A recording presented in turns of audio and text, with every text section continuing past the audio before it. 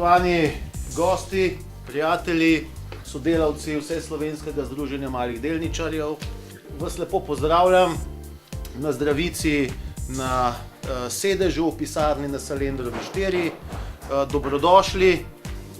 Gre za raznoliko družbo, vendar nas vse druži dobra volja, predvsem pa pripravljenost na to, da postorimo, kar je treba za izboljšanje razmer na področju upravljanja družb v Republiki Sloveniji, tako v neposrednem angažmaju pri samih skupščinah, pri predlogih, ne nazadnje pri spremembi zakonodaje in pri vseh tistih dejavnostih, ki so potrebne za to, da to zagotovimo, tudi z nenehnim delovanjem združenja. Vi veste, da nas tukaj najdete vsak dan med 9.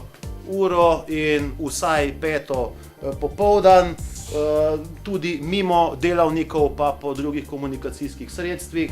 To vzdržujemo sicer stežka, ampak z veseljem v tem času in pri tem nam daje spodbudo to, da vidimo, da se vedno več ljudi in tudi širši družbeni kontekst zaveda pomena združenja in naših prizadevanj.